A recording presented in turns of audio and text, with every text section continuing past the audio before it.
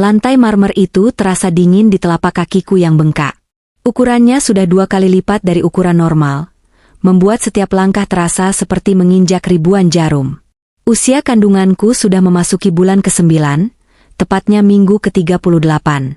Seharusnya, seorang wanita yang sedang hamil tua sepertiku duduk manis dengan kaki diselonjorkan, menikmati pijatan atau sekadar membaca buku persiapan kelahiran. Namun, tidak bagiku. Namaku Sarah. Dan di rumah ini, aku hanyalah seekor keledai beban. Heh, Sarah, kamu itu ngepel niat nggak sih? Suara cempreng itu memecah kesunyian pagi. Itu suara ibu mertuaku, Bu Darmi. Wanita parubaya yang selalu memulas wajahnya dengan bedak tebal yang tidak sesuai dengan warna kulit lehernya, serta memakai daster bermotif bunga mencolok yang sudah pudar warnanya. Ia duduk di sofa ruang tengah, kaki diangkat ke atas meja, sambil memakan kuaci. Kulit kuaci itu ia buang sembarangan ke lantai yang baru saja kusapu 5 menit lalu. Aku menegakkan punggungku dengan susah payah. Rasa nyeri menjalar dari pinggang hingga ke tulang ekor. Ada apa, Bu? Saya sudah mengepelnya bersih. Jawabku pelan, berusaha menahan emosi yang bergejolak. Bersih matamu. Bentaknya sambil menunjuk noda air kecil di dekat sudut ruangan. Itu masih basah. Kalau Rian pulang nanti terpeleset gimana? Dasar istri nggak berguna. Sudah numpang, makan gratis, kerjaan rumah tangga saja nggak becus. Aku menarik napas panjang. Numpang? Makan gratis? Ingin rasanya aku tertawa keras di depan wajahnya. Rumah ini, sertifikatnya atas namaku. Mobil yang dipakai Rian, suamiku, cicilannya dibayar dari rekening pribadiku yang lain, rekening yang mereka tidak tahu keberadaannya. Makanan yang masuk ke perut buncit Bu Darmi setiap hari, dibeli dengan uang belanja yang kuberikan pada Rian secara diam-diam agar ego lakinya tidak terluka. Tapi aku memilih diam. Belum saatnya. Aku masih menunggu satu berkas penting dari pengacaraku sebelum aku bisa menghancurkan ilusi mereka. Maaf, Bu. Nanti saya keringkan lagi, ucapku merendah. Aku kembali membungkuk, mengambil kain pel. Perut besarku terasa menekan diafragma, membuat napas menjadi sesak. Jangan cuma ngomong. Kerjakan. Habis itu masakan opor ayam. Rian bilang dia mau bawa teman kantornya makan siang ke sini. Jangan bikin malu keluarga saya dengan masakan kampunganmu itu. Perintah Bu Darmi lagi sebelum kembali sibuk dengan sinetron di televisi. Aku menyeret langkah menuju dapur. Air mataku hampir jatuh, tapi kutahan. Aku bukan wanita lemah. Aku adalah Seraphina Adijaya, CEO dari Adijaya Group, perusahaan induk tempat suamiku bekerja sebagai manajer pemasaran, posisi yang ia dapatkan karena rekomendasi, anonim, dariku, bukan karena prestasinya. Selama 2 tahun pernikahan ini, aku menyamar menjadi wanita sederhana, yatim piatu tanpa koneksi, hanya untuk melihat ketulusan cinta Rian. Dan hasilnya, 0 besar. Ketulusan itu tidak pernah ada. Yang ada hanya penghinaan. Tepat pukul 12 siang, pintu depan terbuka. Suara tawa terdengar riuh. Rian pulang. Ia masuk dengan setelan jas yang terlihat agak sempit di bagian perutnya. Di sebelahnya ada seorang wanita. Cantik, modis, dengan rok di atas lutut dan blazer merah menyala. Namanya Maya. Sekretaris baru di divisi Rian. Sayang, aku pulang, seru Rian. Tapi panggilan, sayang, itu bukan untukku. Ia bahkan tidak menoleh ke arah dapur. Aku keluar membawa nampan berisi es jeruk. Penampilanku memang kacau. Daster longgar yang sudah agak lusuh, rambut diikat asal, dan wajah tanpa riasan. Sangat kontras dengan Maya yang wangi parfumnya semerbak memenuhi ruangan. Babu maksudku, istrimu rajin ya, Mas Rian, sindir Maya sambil menutup mulutnya pura-pura salah bicara, lalu terkikik kecil. Matanya menatapku dari ujung kaki ke ujung kepala dengan tatapan jijik. Rian tertawa, tawa yang menusuk jantungku. Ya begitulah, Mei. Namanya juga wanita desa. Bisanya cuma di dapur dan kasur. Nggak kayak kamu, wanita karir, cerdas, berkelas. Dada ini rasanya sesak bukan main. Bayiku menendang keras di dalam perut, seolah ikut merasakan amarah ibunya. Suamiku sendiri, di depan mataku, merendahkanku demi meninggikan wanita lain. Ini minumannya, Mas, kataku datar, meletakkan gelas di meja. Rian menepis tanganku kasar saat aku hendak merapikan letak gelas. Prang! Gelas itu jatuh, pecah berkeping-keping. Air jeruk membasahi karpet. Kamu ini matanya di mana sih, Sera? Rian membentak, wajahnya memerah. Lihat, sepatu Maya jadi kena cipratan. Kamu tahu nggak harga sepatu itu berapa? Gaji kamu seumur hidup jadi pembantu juga nggak bakal bisa ganti. Mas, aku nggak sengaja. Alah, alasan. Bersihkan sekarang. Pakai tangan, perintah Rian. Maya mundur sambil mengibaskan kakinya dengan wajah jijik. Iyuh, Mas. Jorok banget sih istri kamu. Bau bawang lagi. Aku jadi nggak nafsu makan nih. Bu Darmi muncul dari kamar, langsung ikut memanaskan suasana. Tuh kan, Rian, ibu sudah bilang, cari istri itu yang selevel. Jangan mungut gembel kayak gini. Bikin sial rumah saja. Aku berlutut. Bukan untuk memohon ampun, tapi memunguti pecahan kaca. Sebuah beling tajam menggores jariku. Darah segar menetes. Perih, tapi lebih perih hatiku. Mereka bertiga berdiri menjulang di atasku, menatapku seperti sampah. Tunggu, batinku. Tunggu sampai anakku lahir. Tunggu sampai aku memegang kendali penuh. Maaf, Mas Rian, Mbak Maya, ucapku pelan sambil menahan tangis. Saya akan bersihkan. Cepat. Habis itu kamu makan di dapur saja. Jangan ikut di meja makan, bikin selera hilang. Rian mendengus, lalu menggandeng Maya menuju ruang makan. Bu Darmi mengekor di belakang mereka dengan wajah puas. Aku ditinggalkan sendirian di ruang tamu, berlutut di lantai dengan jari berdarah dan perut yang kram. Dari ruang makan, terdengar gelak tawa mereka. Maya memuji masakan opor ayam buatanku, tapi memuji Bu Darmi, mengira itu masakan ibunya Rian. Dan Bu Darmi dengan tanpa malu mengakuinya. Sore harinya, setelah Maya pulang, penderitaanku belum berakhir. Rian duduk di teras sambil merokok. Aku menghampirinya, membawa amplop tagihan listrik yang baru datang. Mas, tagihan listrik bulan ini naik. Uang belanja yang Mas kasih kemarin sudah habis untuk beli vitamin kehamilan dan bahan makanan, kataku hati-hati. Rian membuang asap rokoknya ke wajahku. Aku terbatuk-batuk, berusaha melindungi perutku dari asap itu. Habis? Kamu makan uang itu ya? Perasaan baru kemarin aku kasih 500.000. 500.000 untuk sebulan, Mas. Itu pun harus beli susu hamil, bayar listrik, air, dan makan kita bertiga. Jelasku logis. Kenyataannya, aku menutupi kekurangan jutaan rupiah setiap bulannya dengan uangku sendiri. Aku hanya ingin melihat apakah dia punya tanggung jawab sedikit saja. Jangan banyak alasan. Kamu itu bisanya cuma minta duit. Lihat tuh Maya, dia mandiri, gajinya besar, sering traktir aku. Kamu, beban. Rian berdiri, menoyor dahiku dengan telunjuknya yang bau nikotin. Cari duit sana, nyuci baju tetangga kek. Atau apa? Jangan cuma ngangkang di rumah. Air mataku akhirnya tumpah. Aku sedang hamil besar anakmu, Mas. Teganya kamu bicara begitu. Halah, hamil juga belum tentu anakku. Siapa tahu anak tukang sayur. Ucapnya enteng lalu masuk ke dalam rumah, membanting pintu kamar. Kalimat terakhir itu meruntuhkan pertahananku. Ia meragukan anak kandungnya sendiri. Anak yang ia nantikan saat awal pernikahan dulu, sebelum ia naik jabatan dan bertemu Maya. Malam itu, aku tidur di kamar belakang yang sempit dan pengap. Karena Rian tidak mau tidur sekamar denganku dengan alasan aku, tidur ngorok dan makan tempat. Di atas kasur tipis itu, aku mengambil ponsel lamaku yang sengaja kusembunyikan di bawah ubin longgar. Aku menyalakannya. Ada puluhan pesan masuk dari Pak Hadi, asisten pribadiku sekaligus pengacara kepercayaanku.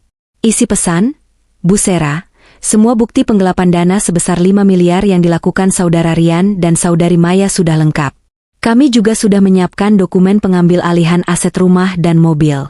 Kapan ibu mau mengeksekusi? Jariku gemetar mengetik balasan. Rasa sakit di hati dan fisikku sudah mencapai batasnya. Kontraksi palsu mulai terasa makin sering. Tunggu seminggu lagi, Pak Hadi. Biarkan anakku lahir dulu. Biarkan mereka merasa di atas angin sejenak. Setelah itu, kita buat mereka jatuh sekeras-kerasnya. Aku mematikan ponsel. Di luar kamar, terdengar suara Bu Darmi yang sedang menelepon seseorang dengan suara keras. Iya, Jeng. Menantuku itu malasnya minta ampun. Jelek lagi. Untung anakku Rian itu sabar dan ganteng. Kalau bukan karena kasihan, sudah kuseret dia keluar. Iya, Rian sekarang karirnya bagus, calon direktur katanya. Nanti kalau dia naik jabatan, aku mau suruh dia cari istri baru yang lebih pantas. Aku mengelus perutku yang menegang. Sabar ya, nak, bisikku pada janin di rahimku. Sebentar lagi, kita akan keluar dari neraka ini. Dan saat kita keluar, kita akan membakarnya sampai rata dengan tanah. Rasa sakit di perutku tiba-tiba berubah menjadi tajam dan ritmis. Bukan kontraksi palsu lagi. Air ketuban merembes membasahi dasterku. Mas Rian, teriakku sekuat tenaga. Tidak ada jawaban. Hanya suara TV yang dibesarkan volumenya. Mereka sengaja mengabaikanku. Malam ini, perjuanganku yang sebenarnya baru saja dimulai. Rasa sakit itu seperti gelombang pasang yang menghantam karang, meremukan tulang punggungku. Air ketuban terus mengalir deras, membasahi lantai ubin yang dingin. Aku meremas pinggiran kursi kayu sekuat tenaga, hingga buku-buku jariku memutih. Mas Rian? Tolong! Jeritku lagi, kali ini lebih keras, memecah volume suara televisi yang bising. Pintu kamar terbuka dengan kasar. Rian muncul dengan wajah merah pada menahan amarah, bukan kekhawatiran. Di belakangnya, Bu Darmi berkacak pinggang sambil mengunyah sisa makan malamnya. Astaga, Serah. Kamu bisa diam gak sih? Ganggu orang nonton saja, bentak Rian. Ketubanku pecah. Mas, sakit sekali. Anak kita mau lahir. Rintihku, keringat dingin sebesar biji jagung mulai membasahi pelipis. Rian menatap genangan air di lantai dengan jijik. Ah, sialan. Lantai jadi becek. Kamu ini jorok banget sih, gak bisa nahan apa. Orang mau melahirkan mana bisa ditahan. Mas, cepat bawa aku ke rumah sakit. Aku mencoba berdiri, tapi kakiku gemetar hebat. Iya, dasar manja. Rian menyambar kunci mobil dengan kasar. Awas ya kalau jok mobilku kotor kena air kencingmu atau apalah itu. Mobil itu baru dipoles tadi siang. Sepanjang perjalanan menuju rumah sakit umum daerah, tidak ada kata-kata penenang. Rian menyetir dengan ugal-ugalan sambil terus menggerutu soal bensin yang habis dan waktu istirahatnya yang terganggu. Aku duduk di jok belakang, menggigit bibir hingga berdarah untuk menahan teriakan setiap kali kontraksi datang. Aku sendirian. Benar-benar sendirian di dalam mobil yang penuh sesak oleh ego suamiku. Sesampainya di IGD, aku langsung dilarikan ke ruang bersalin. Bukaan sudah lengkap. Dokter dan perawat sibuk menyiapkan peralatan. Suaminya mana? Bu? Minta tolong dampingi istrinya, ini sudah waktunya mengejan, kata bidan yang menanganiku. Aku menoleh ke arah pintu. Rian berdiri di sana, bersandar di kusen pintu sambil memainkan ponselnya. Wajahnya datar. Mas. Panggilku lemah. Rian mendecak lidah, lalu berjalan mendekat dengan enggan. Apalagi, aku di sini, nggak buta kan? Pegang tanganku, Mas. Pintaku. Aku butuh kekuatan. Setidaknya, berpura-puralah peduli demi anakmu. Tapi Rian tidak mengulurkan tangannya. Dia justru memasukkan kedua tangannya ke saku celana. Nggak usah drama kayak di sinetron. Kamu tinggal ngeden saja susah amat. Orang zaman dulu melahirkan di dukun beranak juga selamat. Air mataku menetes di sudut mata, bercampur dengan keringat. Sakit di hatiku jauh melampaui sakit robekan jalan lahir. Di saat aku bertaruh nyawa untuk melahirkan darah dagingnya, dia bahkan enggan menyentuh kulitku. Ibu, fokus ya. Tarik napas dorong, instruksi bidan. Aku mengumpulkan sisa tenaga terakhirku. Demi anakku, hanya demi dia. 2 jam kemudian, suara tangisan bayi memecah keheningan malam. Bayi laki-laki yang sehat. Tangisannya lantang, seolah memprotes ketidakadilan dunia tempat ia dilahirkan. "Selamat ya, Pak, Bu. Bayinya laki-laki, ganteng sekali," ucap bidan sambil membersihkan bayi mungil itu lalu menyodorkannya pada Rian untuk diadzani. Rian melihat bayi itu sekilas dengan tatapan aneh. Tidak ada binar bahagia. Merah banget. Keriput. "Kok jelek? Nggak mirip aku." Bidan itu terdiam, bingung mendengar komentar seorang ayah baru yang begitu kejam. "Bayi baru lahir memang begitu, Pak. Nanti juga bersih." Rian hanya menggumamkan adzan dengan sangat cepat, seolah sedang membaca mantra pengusir setan, lalu segera menyerahkan bayi itu kembali ke bidan. "Sudah kan? Saya mau keluar cari kopi." Pusing dengar suara bayi nangis. Dia pergi, meninggalkanku yang masih terbaring lemah dengan jahitan yang belum kering, memeluk anakku sendirian di ruangan dingin itu. Aku menatap wajah mungil putraku. "Arka," bisikku pelan. "Namamu Arka. Jadilah kuat, nak. Maafkan ibumu yang membiarkanmu lahir di keluarga seperti ini. Tapi ibu janji, ini tidak akan lama." 2 hari di rumah sakit terasa seperti di penjara. Rian menolak membayarkan biaya untuk kamar kelas 1, padahal aku tahu saldo di rekening gajinya, yang kuhafal nomor PIN-nya, masih ada puluhan juta. Dia memaksaku masuk di bangsal kelas 3 yang pengap, berisi 6 pasien dalam satu ruangan, dengan alasan, sayang uangnya, mending buat modifikasi mobil. Aku diam saja. Aku punya black card di dompet tersembunyiku yang bisa membeli seluruh rumah sakit ini, tapi aku menahannya. Aku membayar biaya persalinan menggunakan uang tabungan, hasil jualan kue, yang kusebutkan pada Rian dulu. Hari ketiga, aku diperbolehkan pulang. Jahitan di jalan lahirku masih terasa nyeri setiap kali aku bergerak. Arka tidur lelap di gendonganku. Sesampainya di rumah, aku berharap bisa langsung beristirahat di kamar. Namun, harapan itu musnah begitu aku melangkah masuk ke ruang tamu. Piring kotor menumpuk di meja makan. Lantai penuh remah makanan. Dan tumpukan baju kotor Rian dan Bu Darmi menggunung di sofa. Baunya apek. "Nah, akhirnya pulang juga sang putri," sindir Bu Darmi yang sedang selonjoran sambil memijat kakinya sendiri. "Enak ya liburan 3 hari di rumah sakit? Makan tidur dilayani perawat." "Bu, aku baru melahirkan." Suaraku parau. "Tahu. Terus kalau sudah melahirkan kenapa? Mau jadi ratu?" Bu Darmi bangkit berdiri, menunjuk tumpukan baju kotor. "Itu cucian sudah numpuk 3 hari. Rian gak punya baju kerja buat besok. Cuci sekarang." Aku terbelalak. "Bu, jahitan saya belum kering. Saya gak boleh angkat berat atau jongkok terlalu lama." "Alah, manja. Dulu saya habis melahirkan Rian, besoknya langsung ke sawah nyangkul. Kamu cuma nyuci pakai mesin cuci saja ngeluh. Dasar istri durhaka." Rian keluar dari kamar, sudah berganti pakaian santai. Dia melihatku yang masih berdiri mematung sambil menggendong Arka. "Buruan kerjain, Ser. Baju kerjaku habis semua. Jangan malas-malasan mentang-mentang baru punya anak," kata Rian santai sambil membuka kulkas, mengambil minuman dingin. "Mas, tolonglah. Aku lelah sekali. Arka juga butuh disusui." Aku mencoba meminta belas kasihan suamiku. Rian membanting pintu kulkas. "Heh, kamu di rumah ini numpang. Kalau nggak mau kerja, sana pergi. Bawa tuh anakmu yang cengeng."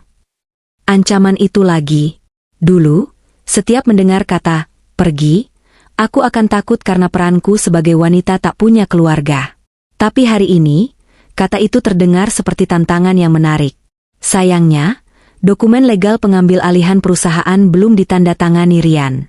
Aku butuh dia menandatangani satu berkas lagi dengan dalih asuransi kantor yang sudah disiapkan Pak Hadi besok. Aku menarik napas panjang, menelan harga diriku bulat-bulat. "Baik, Mas. Aku tidurkan Arka dulu, lalu aku cuci."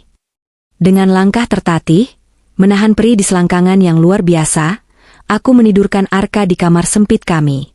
Setelah memastikan dia lelap, aku berjalan ke area cuci di belakang. Air mataku menetes masuk ke dalam mesin cuci bersamaan dengan deterjen. Setiap gerakan membungkuk terasa seperti menyobek kembali luka jahitanku. Darah nifas terasa merembes lebih banyak karena kelelahan. Sambil menunggu gilingan mesin cuci, aku mendengar suara Rian tertawa-tawa di ruang tengah. Dia sedang melakukan video call. Iya sayang. Iya, beneran. Rumah berantakan banget ditinggal dia. Nggak becus emang? Kapan kamu main ke sini lagi? Ibuku kangen lo sama kamu. Iya, masakan kamu emang paling juara. Suara Maya. Dia sedang berbicara dengan Maya. Tenang aja, Mei. Suara Rian terdengar lebih pelan namun masih bisa kutangkap. Mulai besok kamu bisa sering-sering ke sini. Aku sudah bilang ibu, kita butuh orang yang lebih kompeten buat urus rumah ini. Si Sera biar sadar diri posisinya di mana. Tanganku mengepal erat hingga kuku menancap di telapak tangan. Mereka berencana membawa Maya masuk rumah ini? Ke rumahku? Aku mengeluarkan ponsel bututku. Ada pesan masuk dari Pak Hadi. Bu, berkas jebakan, asuransi karyawan, yang berisi klausul pengalihan tanggung jawab pidana penuh kepada penanda tangan, Rian, sudah siap. Besok kurir akan antar ke rumah seolah-olah dari HRD kantor. Aku tersenyum miris di tengah tangisan. Sakit fisik ini tidak ada apa-apanya dibandingkan rencana kehancuran yang sedang kusiapkan untuk mereka. Nikmatilah tawamu malam ini, Rian, gumamku di tengah suara deru mesin cuci. Karena sebentar lagi, kamu bahkan akan lupa caranya tersenyum. Malam itu, aku tidur sambil memeluk Arka. Sementara Rian tidur di sofa ruang tengah, karena tidak mau terganggu suara tangisan bayi. Di keheningan malam, janji itu terpatri makin kuat. Aku tidak akan menjadi Sera si upik abu lagi. Sebentar lagi, Ratu akan kembali ke singgasananya. 1 minggu telah berlalu sejak kelahiran Arka. 1 minggu yang terasa seperti 1 abad bagiku. Tubuhku belum pulih sepenuhnya. Namun beban pekerjaan rumah tangga yang ditimpakan ke pundakku justru semakin berat. Jahitan pasca melahirkan masih terasa nyeri, berdenyut setiap kali aku terlalu lama berdiri atau mengangkat ember cucian, namun tidak ada satupun penghuni rumah ini yang peduli. Pagi itu, suasana sedikit berbeda. Ada kurir datang membawa amplop coklat tebal berlogo perusahaan Adijaya Group, perusahaan milikku, tempat Rian bekerja. Paket untuk Bapak Rian, kata kurir itu, yang sebenarnya adalah orang suruhan Pak Hadi. Rian yang sedang sarapan dengan lahap langsung menyambar amplop itu. Matanya berbinar saat membaca judul dokumen di dalamnya. Persetujuan peningkatan tunjangan direksi asuransi penanggungan penuh. Wah, gila, seru Rian, mulutnya penuh nasi goreng. Bu, lihat Bu, kantor mau kasih aku tunjangan direksi. Sepertinya rumor kalau aku bakal diangkat jadi direktur itu benar. Bu Darmi yang sedang mengupas mangga langsung bertepuk tangan heboh. Alhamdulillah, anak ibu memang hebat. Nggak sia-sia ibu doakan tiap malam. Gajinya naik berapa, Yan? Bisa 3 kali lipat, Bu. Tapi ini harus ditanda tangani sekarang juga biar cair. Rian buru-buru mengambil pulpen. Tanpa membaca klausul-klausul kecil yang tertulis rapat di halaman belakang, ia membubuhkan tanda tangannya di atas materai. Aku yang sedang menyapu di dekat meja makan hanya melirik sekilas, menyembunyikan senyum tipis. Rian baru saja menandatangani surat pengakuan utang perusahaan dan pengalihan tanggung jawab pidana atas penggelapan dana yang ia lakukan sendiri. Dengan tanda tangan itu, jika kasusnya terbongkar, ia tidak bisa mengelak atau menyalahkan orang lain. Ia baru saja menggali kuburannya sendiri. Heh, Sera, ngapain senyum-senyum? Bentak Rian saat melihatku. Iri ya suami kamu mau jadi orang kaya? Makanya, jadi istri itu yang dukung suami, bukan cuma jadi beban. Selamat ya, Mas, ucapku datar. Semoga berkah. Berkah, berkah omonganmu itu basi. Rian melempar amplop yang sudah ditandatangani itu ke kurir. Nih, bawa balik ke kantor. Bilang ke HRD, saya siap terima jabatan baru. Kurir itu mengangguk hormat padaku. Sangat sekilas, tanpa Rian sadari, lalu pergi. Langkah pertama sudah selesai. Jebakan sudah terpasang sempurna. Namun, kejutan sesungguhnya baru terjadi sore harinya. Langit sudah mulai gelap ketika sebuah taksi online berhenti di depan pagar rumah. Aku sedang menimang Arka yang rewel di teras depan. Rian bergegas keluar rumah dengan wajah sumringah yang belum pernah ia tunjukkan padaku. Ia berlari membukakan pintu taksi. Keluarlah sosok itu. Maya. Bukan sekadar bertamu, Maya turun dengan 2 koper besar dan beberapa tas jinjing. Ia mengenakan dress ketat berwarna peach yang memamerkan lekuk tubuhnya, kontras sekali dengan daster kusam yang kupakai. Sayang, akhirnya sampai juga. Rian menyambutnya, bahkan tanpa malu mencium pipi Maya di depan rumah, di depanku, dan di depan tetangga yang mungkin melihat. Darahku mendidih, tapi aku mematung. Bu Darmi keluar dari dalam rumah dengan wajah ceria. Nak Maya sudah datang. Ayo masuk, masuk.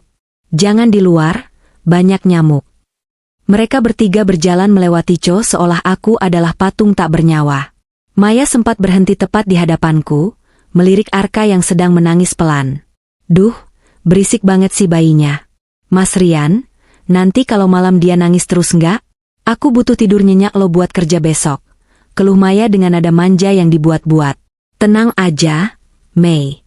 Nanti kita suruh Sera bawa bayinya ke gudang belakang biar suaranya nggak kedengaran sampai kamar kita. Jawab Rian enteng. Kamar kita? Aku mengejar mereka masuk ke ruang tamu.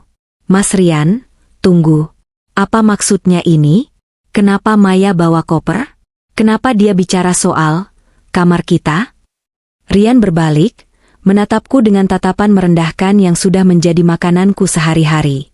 Mulai hari ini, Maya tinggal di sini. Jantungku seperti berhenti berdetak. Apa? Mas, ini rumah tangga kita. Kamu bawa wanita lain tinggal satu atap dengan istrimu dan anakmu yang baru lahir? Di mana otakmu, Mas? Plah, tamparan keras mendarat di pipiku. Panas. Perih. Arka dalam gendonganku kaget dan menangis semakin keras.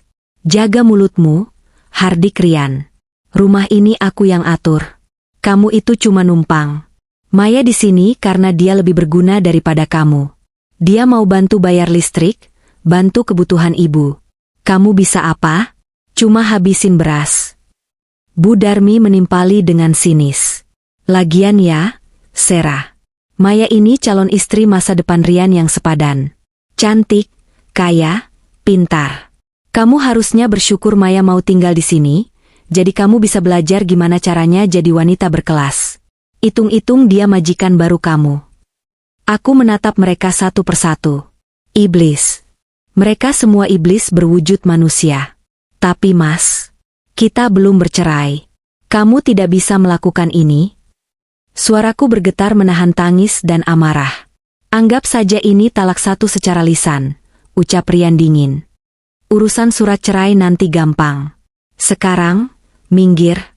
Maya mau istirahat di kamar utama. Kamar utama? Itu kamar kita, Mas. Kamar aku, koreksi Rian. Barang-barang rongsokanmu sudah dipindahkan ibu ke kamar belakang dekat dapur. Mulai sekarang kamu tidur di sana sama anakmu. Jangan berani-berani masuk kamar utama atau nyentuh barang-barang Maya. Maya tersenyum penuh kemenangan. Ia melangkah maju, mendekatkan wajahnya ke telingaku, dan berbisik pelan, minggir, babu. Nyonya rumah yang asli sudah datang. Dengan angkuh, Maya berjalan menuju kamar utama, kamar yang seharusnya menjadi tempat istirahatku. Rian menyeret koper-koper Maya dengan semangat, meninggalkan aku yang terpaku di ruang tengah dengan pipi merah bekas tamparan dan hati yang hancur lebur. Malam itu, neraka duniawi di rumah ini resmi dimulai. Aku dipaksa menempati kamar sempit di sebelah dapur yang dulunya adalah gudang penyimpanan beras dan barang bekas. Ukurannya hanya 2x3 meter, tanpa jendela, dan pengap. Hanya ada kasur busa tipis di lantai untukku dan Arka. Sekitar pukul 7 malam, Bu Darmi berteriak dari ruang makan. Sera, siapkan makan malam, jangan lelet. Aku keluar dengan langkah gontai. Di meja makan, pemandangan itu sungguh menyakitkan. Rian duduk di ujung meja, Maya di sebelah kanannya, dan Bu Darmi di kirinya. Mereka tertawa-tawa, menikmati hidangan gulai kambing yang dibeli Maya dari restoran mahal. Sera, sini, panggil Maya. Dia menunjuk piring kotor bekas tulangnya. Ini beresin. Terus ambilkan aku air hangat. Jangan terlalu panas, jangan terlalu dingin. Yang pas. Aku menatap Rian, berharap ada sedikit pembelaan. Mas. Rian bahkan tidak menoleh. Kerjakan apa yang Maya suruh. Dia capek habis kerja seharian cari duit buat kita. Kamu yang di rumah seharian ngapain aja? Aku mengepalkan tangan. Sabar, Sarah. Sabar. Aku mengambil piring kotor itu. Saat aku berbalik hendak ke dapur, Maya dengan sengaja menjulurkan kakinya. Aku tersandung. Piring di tanganku terlempar, tapi untungnya tidak pecah karena jatuh di atas karpet. Namun, tubuhku yang masih lemah kehilangan keseimbangan.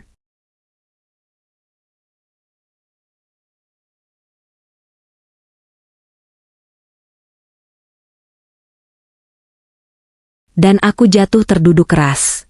Rasa nyeri yang luar biasa menjalar dari jahitan operasiku. Aduh, jeritku tertahan. Ya ampun, jalan kok nggak pakai mata sih? Seru Maya, pura-pura kaget. Mas, lihat tuh istri kamu. Ceroboh banget. Untung nggak kena kakiku yang baru pedicure. Dasar goblok, maki Bu Darmi. Bangun, jangan drama pura-pura sakit.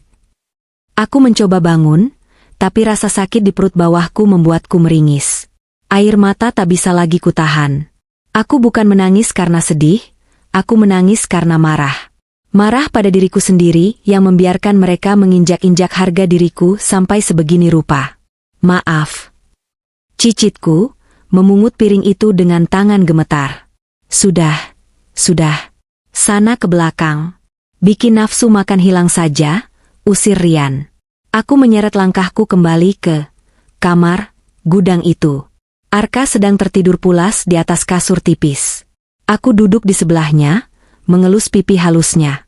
Suara tawa mereka bertiga terdengar sampai ke sini. Mereka sedang merayakan kehancuranku. Aku mengambil ponselku. Waktunya sudah habis.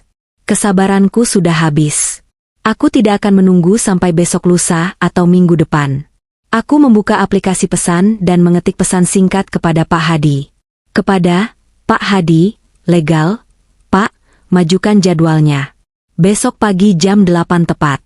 Bawa semua tim legal, keamanan, dan HRD. Saya ingin rapat direksi diadakan di ruang tamu rumah saya. Balasan Pak Hadi masuk hanya dalam hitungan detik. Siap, Bu Presdir. Semua sudah disiapkan. Apakah ibu baik-baik saja? Aku menatap pantulan wajahku di layar ponsel yang gelap.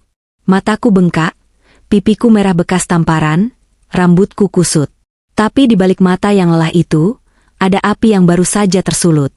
Api yang akan membakar habis kesombongan Rian, kekejaman Bu Darmi, dan kelicikan Maya. Saya baik-baik saja, Pak. Sangat baik. Karena besok saya akan membuang sampah dari rumah saya. Malam itu, aku tidak bisa tidur.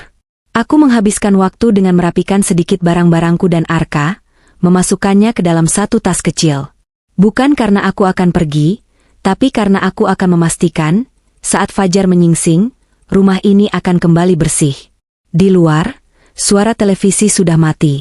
Lampu-lampu dipadamkan.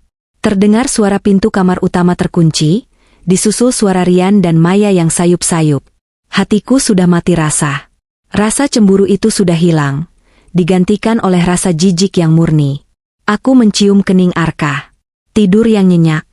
Nak, besok pagi, saat kamu bangun, kamu tidak akan lagi menjadi anak dari seorang pembantu yang dihina. Besok, kamu adalah putra mahkota Adijaya Group. Fajar mulai menyingsing di ufuk timur. Langit berubah warna menjadi ungu kemerahan. Hari pembalasan telah tiba. Pukul 7 pagi. Biasanya, pada jam segini aku sudah bermandi keringat di dapur, bergulat dengan asap penggorengan dan tumpukan piring kotor. Namun pagi ini, dapur itu sunyi. Kompor mati. Tidak ada aroma nasi goreng atau kopi panas yang mengepul. Aku duduk di kursi kayu reot di dalam kamar gudangku. Aku sudah mandi, bukan dengan sabun batangan sisa yang biasa kupakai, melainkan dengan sabun beraroma mawar yang kusimpan rapat-rapat di tasku.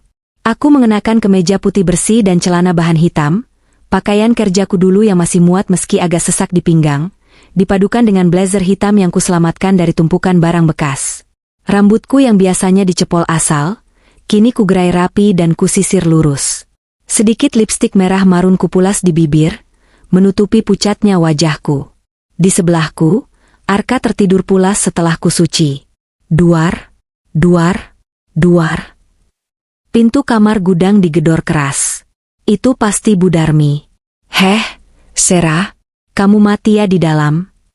Jam segini belum ada sarapan. Kamu mau bikin anakku kelaparan hah? Teriaknya melengking. Aku menarik napas panjang, menatap jam di layar ponsel. Pukul 7.15, 45 menit lagi. Aku bangkit berdiri, membuka pintu. Bu Darmi yang sudah siap menyemburkan omelan, tiba-tiba terdiam. Matanya membelalak melihat penampilanku. Mulutnya menganga, menampakkan gigi-giginya yang kuning. Kak, kamu? Ngapain dandan kayak ondel-ondel begini? Mau ngelontong di mana pagi-pagi? Ejeknya setelah menguasai diri, meski nada suaranya terdengar sedikit ragu. Aku menatapnya tajam. Tatapan yang selama 2 tahun ini kusenyumbunyikan di balik tundukan kepala. Minggir, ucapku dingin. Aku berjalan melewatinya begitu saja menuju ruang tengah. Di ruang tengah, Rian dan Maya sedang duduk bermesraan di sofa. Maya memakai kimono sutra tipis, sementara Rian masih memakai kaos oblong. Mas, mana sih kopinya? Istrimu itu beneran gak becus ya? Rengek Maya. Sera. Rian berteriak tanpa menoleh. Bikin kopi sekarang. Maya mau yang latte, aku kopi hitam. Aku berjalan tenang dan berdiri tepat di hadapan mereka. Bunyi hak sepatu pantofelku beradu dengan lantai marmer. Tak, tak, tak. Suara langkah tegas itu membuat Rian menoleh. Reaksinya sama dengan ibunya. Terkejut. Matanya menyusuri penampilanku dari ujung kaki ke ujung kepala. Ada kilatan kekaguman sesaat, mengingatkannya pada sosok wanita karir yang dulu mungkin ia idamkan, namun segera tertutup oleh egonya. Apa-apaan ini? Rian berdiri, wajahnya merah menahan marah. Kamu mau pergi kemana pakai baju begini? Mau cari kerja jadi sales? Hah? Sadar diri, Sera. Badan melar begitu siapa yang mau terima kerja? Maya tertawa sinis, merapatkan kimononya. Duh, kasihan banget. Paling mau ngemis kerjaan di pasar. Mas, biarin aja dia pergi. Sekalian gak usah balik. Dengar itu? Rian menunjuk pintu depan. Kalau kamu melangkah keluar dari pintu itu dengan baju konyol ini, jangan harap bisa masuk lagi. Tinggalkan Arka di sini, biar nanti diurus panti asuhan atau siapalah. Aku gak butuh dia. Hatiku berdesir nyeri mendengar ia ingin membuang Arka, tapi akal sehatku tetap dingin. Aku tidak akan pergi kemana-mana. Rian, jawabku, suaraku tenang namun bervolume, mengisi seluruh ruangan. Aku sedang menunggu tamu. Tamu? Tamu siapa? Tukang kredit panci, cibir Bu Darmi yang menyusul dari belakang.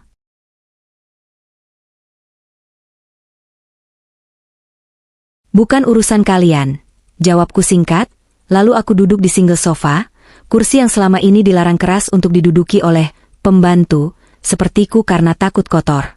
Heh, berani-beraninya kamu duduk di situ. Itu kursi mahal. Sofa Itali, jerit Maya histeris. Bangun gak? Nanti ada kutunya. Maya hendak menjambak rambutku, tapi aku menepis tangannya dengan kasar. Cengkeramanku kuat, hasil dari menahan amarah bertahun-tahun. Maya terpekik kaget dan mundur. Jangan sentuh aku, desisku. Aura yang keluar dari tubuhku membuat Maya merinding. Dia mundur dan bersembunyi di balik punggung Rian. Kamu kesurupan ya, Sera? Rian maju, tangannya terangkat hendak menamparku lagi. Aku menatap matanya, tidak berkedip sedikit pun. Coba saja tampar. 1 kali tanganmu mendarat di wajahku, aku pastikan tangan itu akan membusuk di penjara. Rian terhenti.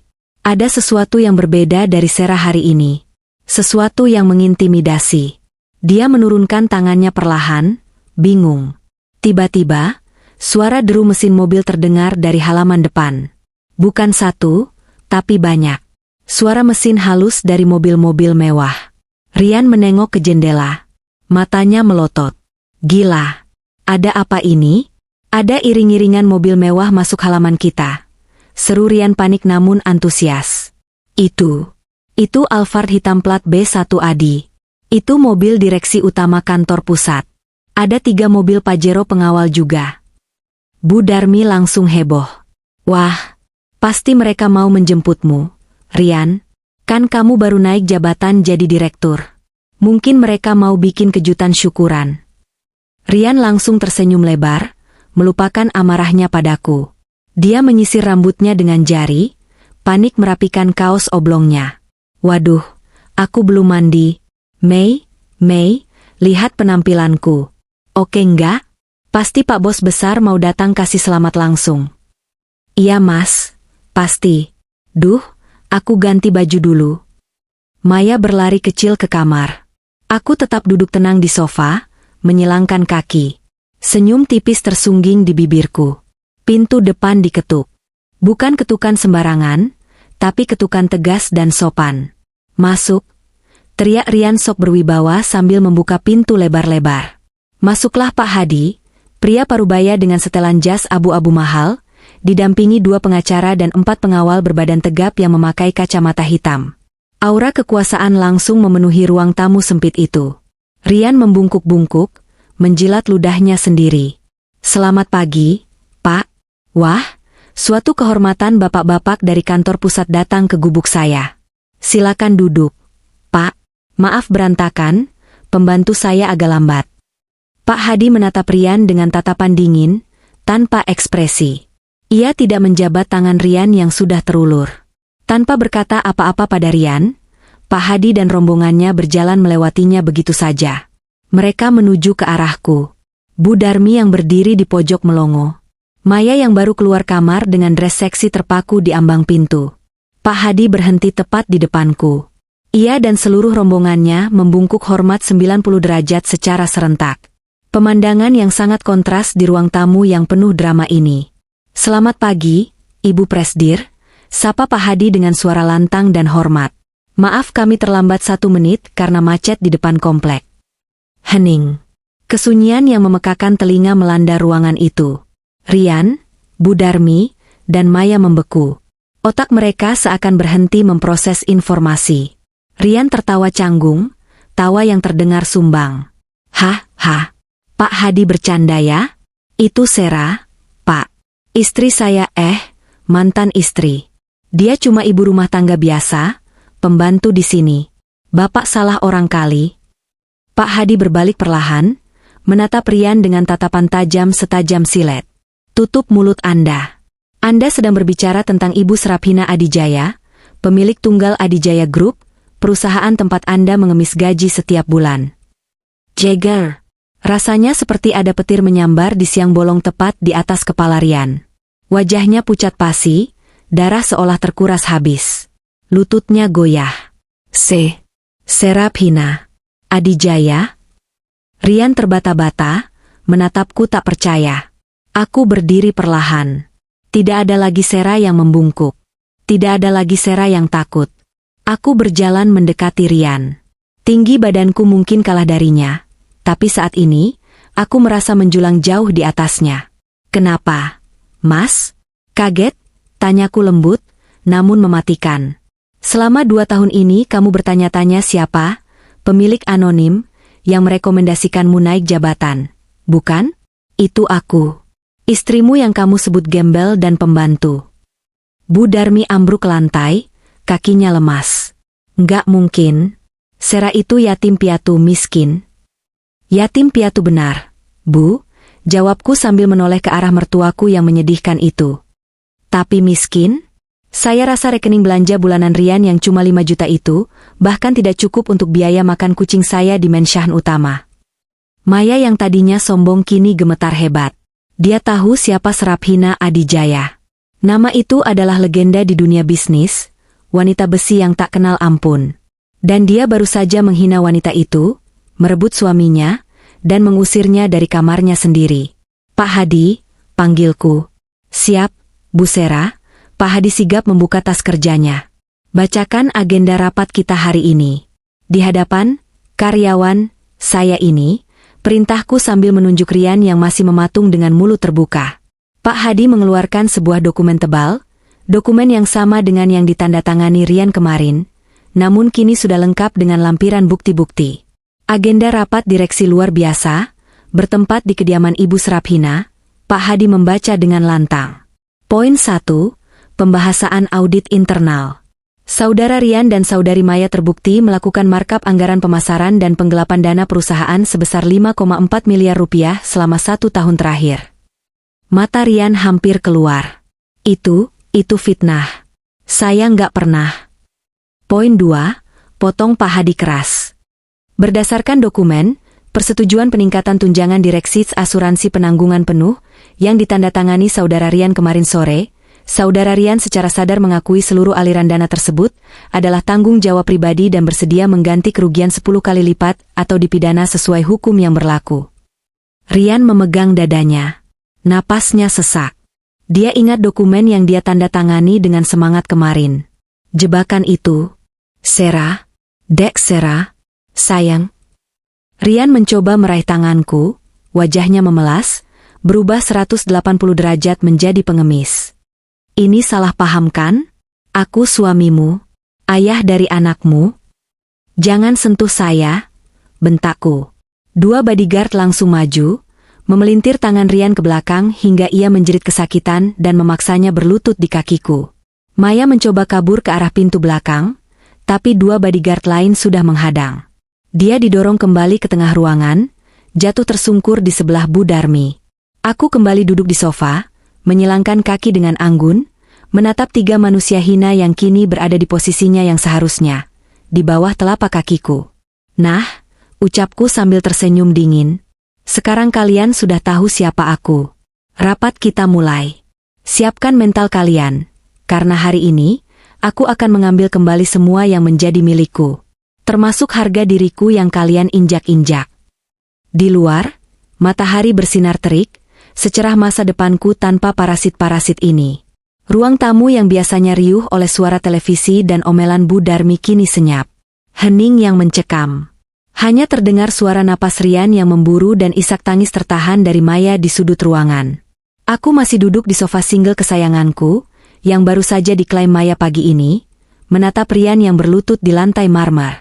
Kedua tangannya dicengkeram kuat oleh 2 pengawal berjas hitam. Wajahnya yang tadi pagi penuh arogansi saat mengusirku, kini pucat pasi seperti mayat.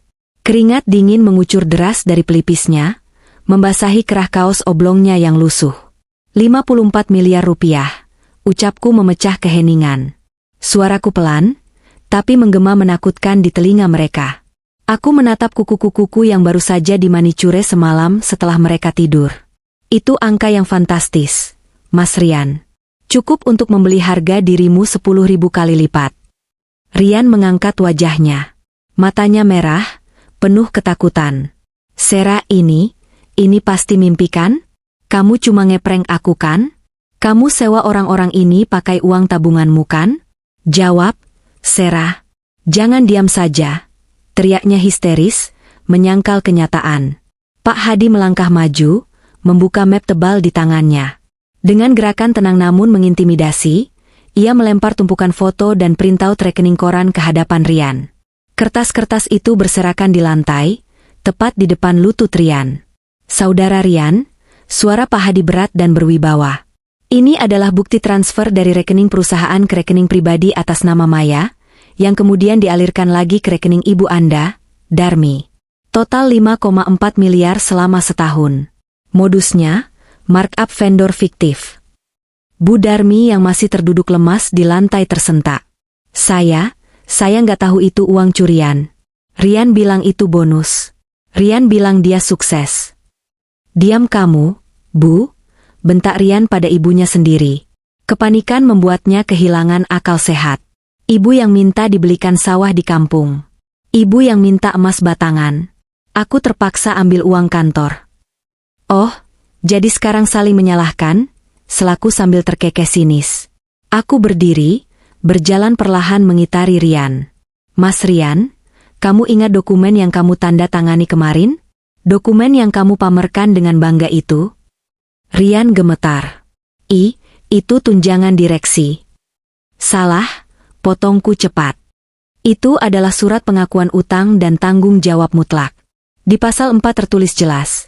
Jika ditemukan penyelewengan dana, penandatangan bersedia mengganti kerugian sebesar 10 kali lipat dari total kerugian, dan menyerahkan seluruh aset pribadi sebagai jaminan tanpa melalui proses pengadilan. Aku membungkuk sedikit, mensejajarkan wajahku dengan wajahnya. 5,4 miliar dikali 10. 54 miliar rupiah. Itu utangmu padaku sekarang, Mas. Detik ini juga. Mata Rian membelalak hingga nyaris keluar. Rahangnya jatuh. Angka itu terlalu besar untuk dicerna oleh otaknya yang sempit. Aku nggak punya uang sebanyak itu. Cicitnya, suaranya hilang timbul. Tentu saja kamu tidak punya, jawabku santai. Karena semua yang kamu kira milikmu, sebenarnya adalah milikku. Aku menoleh ke sekeliling ruangan. Rumah ini, sertifikatnya bukan atas namamu, Mas. Dulu saat akad kredit, kamu bilang KTP-mu bermasalah jadi pakai nama investor dari kantor. Ingat, investor itu adalah holding company milikku. Jadi, kamu selama ini menumpang di rumahku. Gratis. Aku menunjuk ke arah garasi. Mobil Pajero yang kamu banggakan itu, aset perusahaan. Inventaris kantor yang bisa ditarik kapan saja. Aku menunjuk ke arah Maya yang gemetar di pojok. Dan tas-tas branded yang dipakai gundikmu itu, dibeli pakai uangku. Jadi secara teknis, itu juga milikku. Maya tiba-tiba bersuara. Wanita yang biasanya garang itu kini merangkak mendekatiku. Air matanya melunturkan maskaranya, membuat wajahnya cemong hitam. Bu Sera, Mbak Sera tolong saya. Maya bersujud di kakiku. Benar-benar bersujud, mencium ujung sepatu pantofelku. Saya nggak tahu kalau ibu pemiliknya. Saya cuma korban rayuan Rian. Rian yang paksa saya, Bu. Rian yang bilang dia CEO-nya. Saya cuma sekretaris bodoh. Tolong jangan penjarakan saya, Bu. Rian melotot melihat pengkhianatan kekasihnya. Maya, dasar ular. Kamu yang hasut aku buat ambil duit itu buat shopping ke Singapura. Kamu yang minta dibeliin apartemen. Pembohong. Kamu laki-laki nggak guna. Maya balik berteriak, lalu kembali memeluk kakiku. Bu Sera, saya akan kembalikan semuanya. Saya akan jadi saksi buat ibu. Asal jangan penjarakan saya. Aku menatap Maya dengan tatapan jijik. Perlahan, aku menarik kakiku dari pelukannya, lalu mengusap sepatu mahalku dengan tisu basah yang disodorkan Pak Hadi, seolah-olah baru saja terkena kotoran menjijikan. Menjijikan, desisku. Kemarin kamu bilang aku bau bawang. Sekarang kamu mencium kaki orang bau bawang ini? Di mana harga dirimu sebagai wanita karir berkelas? Maya? Maya menangis meraung-raung. Tiba-tiba, Bu Darmi ikut merangkak. Wanita tua itu, yang selama 2 tahun ini menjadikan hidupku neraka, kini bersimpuh di samping Maya. Tangannya gemetar mencoba meraih tanganku. Sera, menantuku sayang, anakku. Bu Darmi memasang wajah memelas yang membuat perutku mual. Ibu hilaf, nak. Ibu sudah tua, sering pikun. Maafkan ibu ya, kita kan keluarga. Masak sama mertua sendiri tega? Aku tertawa. Tawa yang keras dan hampa. Keluarga? Aku menepis tangan Bu Darmi kasar. Saat aku hamil tua dan ibu suruh aku mengepel lantai sampai pinggangku mau patah. Apa ibu ingat kita keluarga? Saat ibu makan enak di meja makan sementara aku disuruh makan sisa di dapur dekat tempat sampah. Apa ibu ingat kita keluarga? Itu ibu cuma mau melatih kamu biar mandiri, nak. Elak Bu Darmi tanpa rasa malu. Cukup, bentakku. Jangan panggil aku, nak. Aku bukan anakmu. Orang tuaku tidak pernah mengajarkan aku untuk menjadi manusia serakah seperti kalian. Kini giliran Rian. Kekuatannya sudah habis. Ia sadar, tidak ada jalan keluar. Ia meronta dari pegangan bodyguard, lalu menjatuhkan dirinya sendiri ke lantai. Ia bersujud. Kepalanya membentur lantai marmer dengan keras. Du, Sera. Suaranya parau dan basah oleh air mata. Aku salah. Aku bajingan. Aku suami durhaka. Sir, tolong ampuni aku. Aku akan lakukan apa saja. Aku mau jadi babu kamu, Aku mau cuci kakimu tiap hari, asal jangan penjarakan aku. Jangan ambil semuanya. Pemandangan ini. Pemandangan yang kubayangkan setiap malam saat aku menangis di bawah bantal. Suamiku dan keluarganya, bersujud, mengemis, menghinakan diri mereka sendiri di hadapanku. Apakah aku puas? Tapi apakah ini cukup? Belum. Mas Rian, panggilku lembut. Ingat kata-katamu tadi pagi? Kamu bilang, tinggalkan Arka di sini, biar nanti diurus panti asuhan. Ingat? Rian menggeleng panik. Enggak. Aku enggak bermaksud gitu. Arka anakku. Darah dagingku. Oh ya? Aku memberi isyarat pada salah satu pengawal. Pengawal itu membawa Arka yang sudah bangun dan digendong babysitter kepercayaanku yang baru datang. Arka, bayi mungil itu, menatap sekeliling dengan mata bulatnya. Lihat anak ini, kataku sambil menunjuk Arka. Kemarin kamu bilang dia jelek. Kamu bilang dia bukan anakmu. Kamu meragukan benihmu sendiri karena egomu yang setinggi langit. Maafkan papa, nak, papa hilaf. Rian mencoba merangkak ke arah Arka, tapi pengawal menendang pelan dadanya hingga ia terjengkang. Jangan berani-berani mendekati anakku dengan tangan kotormu, ancamku dingin. Aku kembali duduk, menatap mereka bertiga yang kini tak lebih dari onggokan sampah di ruang tamuku.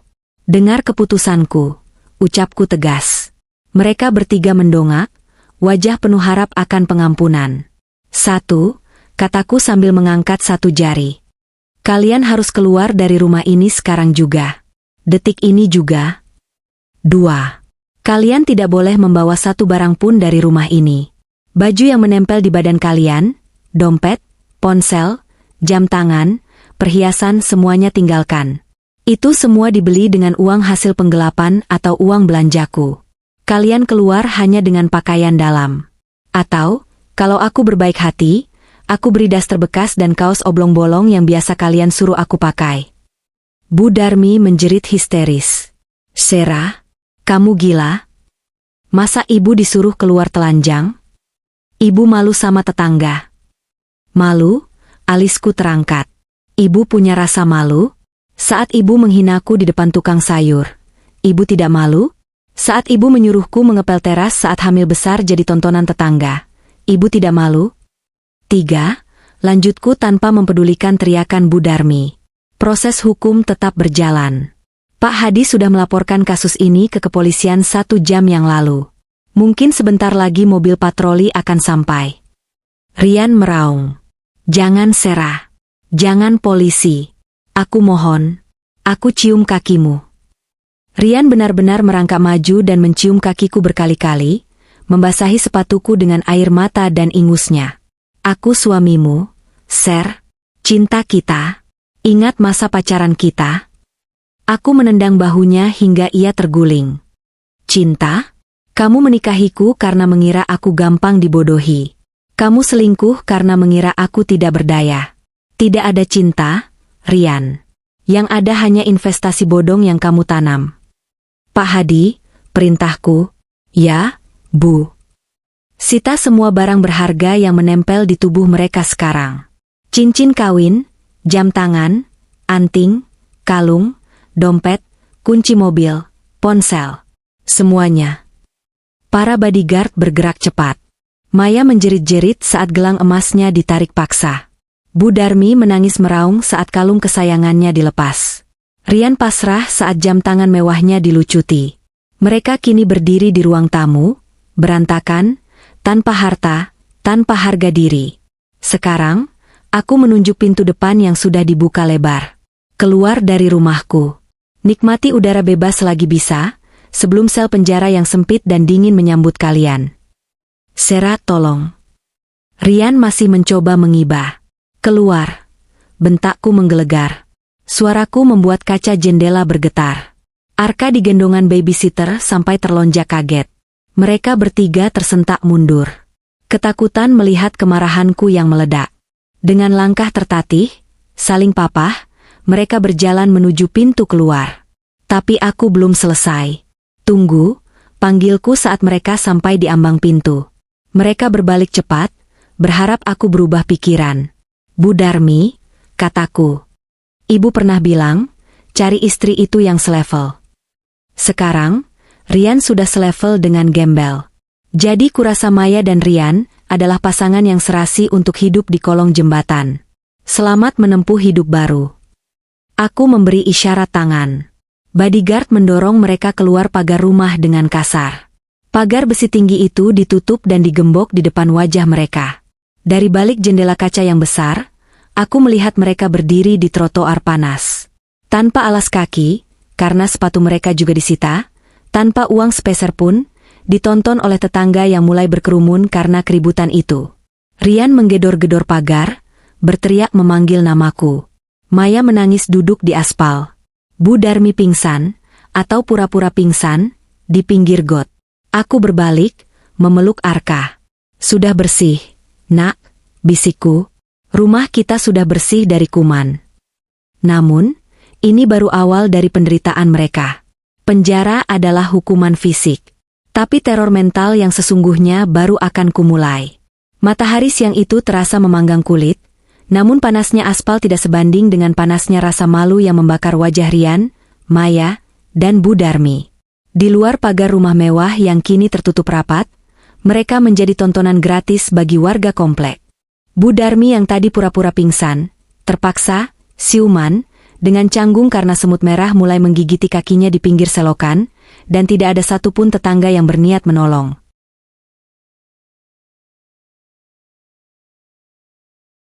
Bu, bangun. Jangan bikin malu lagi. Desis Rian sambil menarik lengan ibunya kasar. Aduh, Yan, kita mau kemana ini? Ibu haus, ibu lapar. Rengek Bu Darmi. Wajahnya cemong oleh lunturan bedak dan keringat. Dompet ibu diambil si Sera laknat itu. Masa kita nggak pegang uang sepeser pun?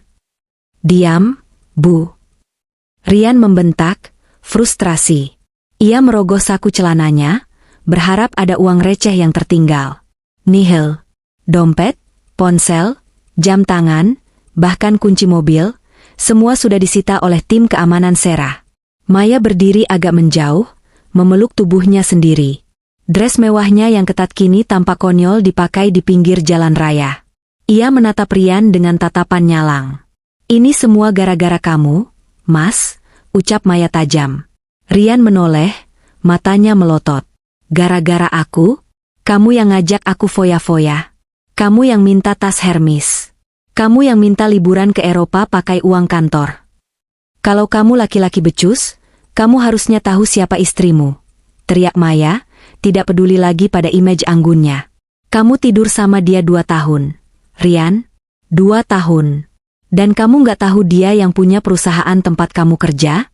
Dasar tolol. Pertengkaran mereka menjadi tontonan satpam komplek yang menahan tawa. Rian hendak memukul Maya, tapi perutnya berbunyi keras karena lapar. Tenaganya hilang. Kita ke kantor, putus Rian dengan napas memburu. Aku yakin ini cuma gertakan Sera. Dia nggak mungkin sekejam ini. Aku masih punya akses brankas kecil di ruanganku. Di sana ada uang tunai dan paspor. Kita bisa kabur ke luar negeri. Jalan kaki? Tanya Maya sinis. Jarak ke kantor itu 10 kilometer. Mas, mau jalan atau mau mati kelaparan di sini? Ayo. Rian menyeret ibunya. Dengan terpaksa, Maya mengekor di belakang, langkahnya terseok-seok karena tanpa alas kaki. Sementara itu, di lantai 45 gedung Adijaya Tower. Suasana di ruang rapat utama sangat tegang. Para direksi, manajer senior, dan kepala divisi duduk dengan punggung tegak, keringat dingin membasahi punggung mereka. Tidak ada yang berani bersuara. Pintu ganda terbuka. Aku melangkah masuk. Bukan sebagai Sera si Upik Abu, melainkan sebagai Seraphina Adijaya. Aku mengenakan setelan jas putih gading rancangan desainer ternama, rambutku ditata selek bun, dan aura kekuasaan menguar dari setiap langkahku. Di belakangku, Pak Hadi dan tim auditor forensik mengekor membawa tumpukan berkas. Aku duduk di kursi utama, kursi yang selama 2 tahun ini kosong karena sang pemilik sedang bermain peran menjadi ibu rumah tangga. Selamat siang, Bapak dan Ibu, sapaku datar. Maaf saya lama tidak terlihat. Saya sibuk membersihkan hama di rumah saya, dan sekarang saatnya membersihkan hama di perusahaan ini. Layar proyektor di belakangku menyala. Muncul wajah Rian dan Maya yang diperbesar, lengkap dengan headline, tersangka penggelapan dana dan pemalsuan dokumen. Mari kita bedah, kreativitas, suami saya dalam mencuri uang perusahaan, ujarku sambil menekan tombol remote. Slide berganti menampilkan deretan angka dan grafik. Pertama, jelasku, menunjuk grafik merah yang menjulang. Divisi pemasaran yang dipimpin Rian melaporkan pengeluaran sebesar 2 miliar untuk biaya entertainment klien dalam 6 bulan terakhir. Setelah diaudit, ternyata klien yang dimaksud adalah toko tas branded, hotel bintang 5 di Bali untuk liburan pribadi dengan sekretarisnya, dan klinik kecantikan untuk ibunya. Gumam kaget terdengar di seluruh ruangan. Para direksi menggelengkan kepala tak percaya. Kedua, lanjutku. Ada markup biaya vendor percetakan sebesar 300%. Vendornya ternyata fiktif, menggunakan rekening atas nama kerabat jauh Maya. Uang masuk ke sana, lalu ditransfer balik rekening pribadi Rian. Dan yang paling menjijikan, suaraku merendah namun tajam. Rian memotong bonus akhir tahun tim penjualannya sendiri sebesar 20%, dengan alasan pemotongan pajak perusahaan, padahal uang itu dia pakai untuk membayar DP mobil sport yang sekarang sudah saya sita. Aku menatap para hadirin. Total kerugian negara dan perusahaan mencapai 5,4 miliar rupiah. Dan hari ini, saya umumkan bahwa Rian Pratama dan Maya Sari resmi dipecat dengan tidak hormat, di blacklist dari seluruh asosiasi perusahaan di Indonesia, dan proses pidana sudah berjalan. Pak Hadi maju, menyerahkan sebuah tablet padaku. Bu, siaran pers sudah dirilis. Media sudah menayangkannya. Wajah mereka sudah terpampang di seluruh berita nasional sebagai buronan kasus penggelapan kelas kakap. Aku tersenyum puas. Bagus. Biar seluruh Indonesia tahu wajah pencuri yang berlindung di balik topeng suami idaman. Aku menoleh ke arah jendela kaca besar yang menampilkan pemandangan kota Jakarta. Kalian pikir kalian bisa lari ke kantor untuk mengambil sisa uang? Silakan datang. Sambutan hangat sudah menunggu. 3 jam kemudian, Rian, Maya, dan Bu Darmi sampai di lobi gedung Adijaya Tower. Penampilan mereka sudah seperti gelandangan. Kaki mereka melepuh, baju basah oleh keringat, dan wajah kusam debu jalanan. Rian mencoba masuk dengan gaya sok berkuasa, meski kakinya pincang. Minggir. Saya Rian, manajer pemasaran. Saya mau naik ke ruangan saya. Bentak Rian pada security yang menghadang di gate otomatis. Security itu, Pak Asep, yang dulu sering dibentak-bentak Rian karena hal sepele, kini menatapnya dengan tatapan meremehkan. Ia tidak bergerak sedikit pun untuk membukakan palang pintu. Maaf, Pak. Kartu akses Bapak sudah dinonaktifkan permanen, jawab Pak Asep dingin. Kamu jangan kurang ajar ya. Saya pecat kamu, teriak Rian histeris. Panggilkan HRD. Panggil sekretaris saya. Tiba-tiba, perhatian orang-orang di lobi teralih ke layar televisi raksasa yang menempel di dinding lobi. Siaran berita siang sedang berlangsung. Break news, skandal Adijaya Group. CEO Seraphina Adijaya membongkar kasus korupsi suaminya sendiri. Rian Pratama dan Maya Sari diduga menggelapkan dana 5,4 miliar. Polisi kini memburu kedua tersangka yang melarikan diri. Wajah Rian dan Maya terpampang jelas di layar raksasa itu dalam ukuran close-up.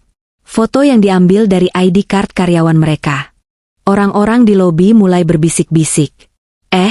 Itu kan orangnya. Iya, yang gembel itu.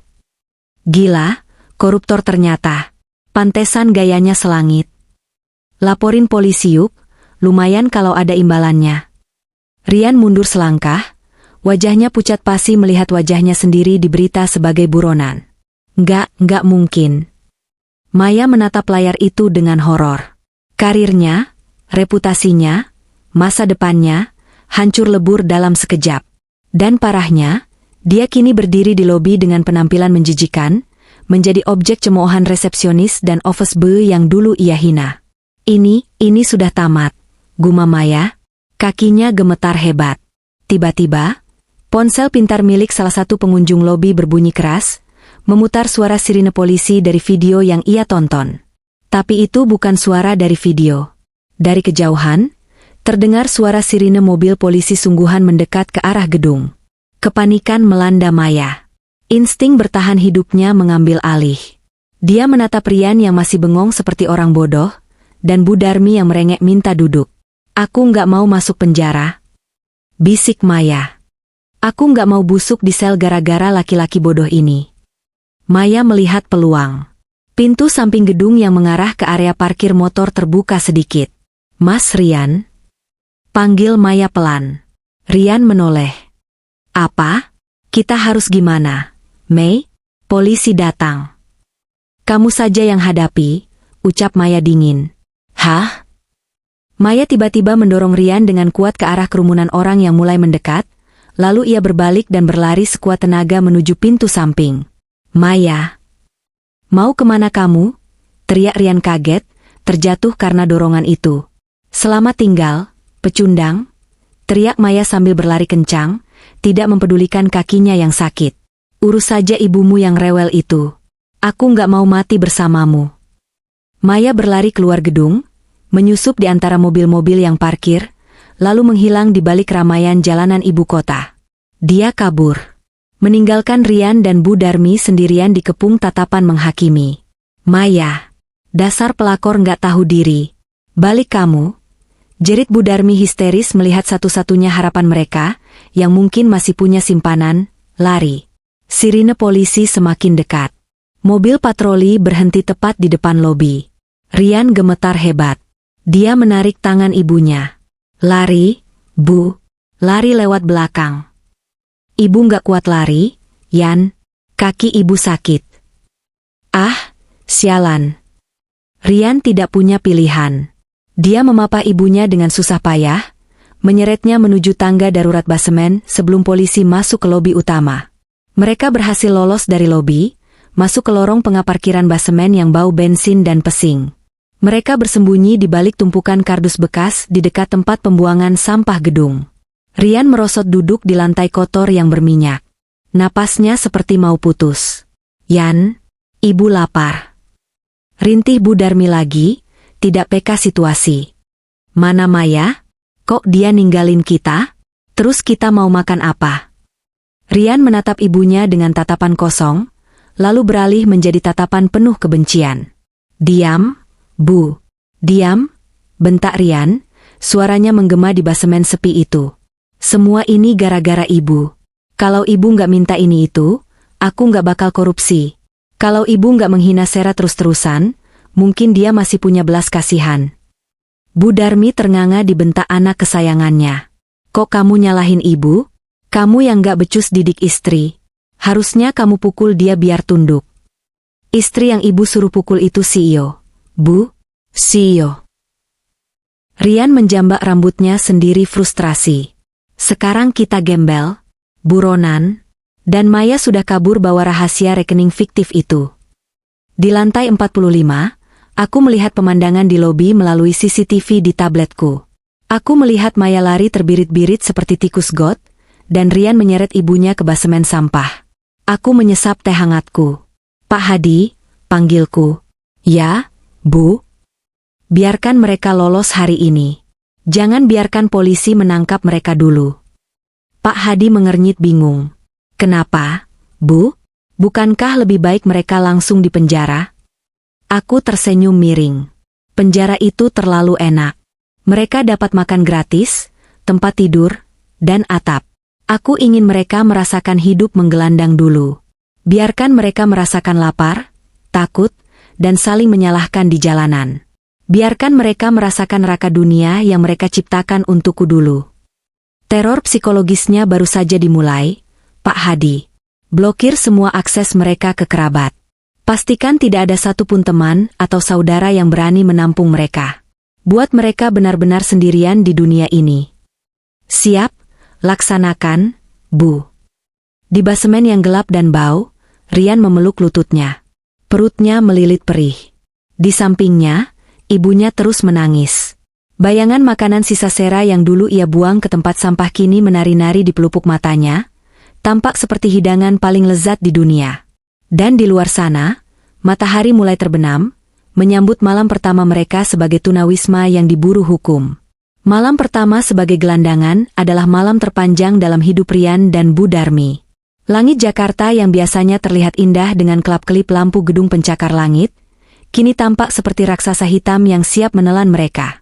Setelah diusir dengan kasar oleh sekuriti gedung dari area basemen, karena ketahuan bersembunyi di balik tumpukan sampah, mereka terpaksa berjalan kaki tanpa tujuan. Tanpa alas kaki. Tanpa uang sepeser pun. Tanpa ponsel. Kaki Bu Darmi sudah melepuh dan berdarah. Daster bunga-bunganya yang norak kini kotor oleh lumpur got. Rian, yang dulu selalu necis dengan kemeja bermerek, kini tampak lusuh dengan kaos oblong yang robek di bagian bahu karena tersangkut pagar kawat saat kabur. Yan, ibu haus. Tenggorokan ibu kering banget. Rintih Bu Darmi. Suaranya serak dan lemah. Rian berjalan di depan dengan langkah terseok. Ia tidak menjawab. Pikirannya kacau balau.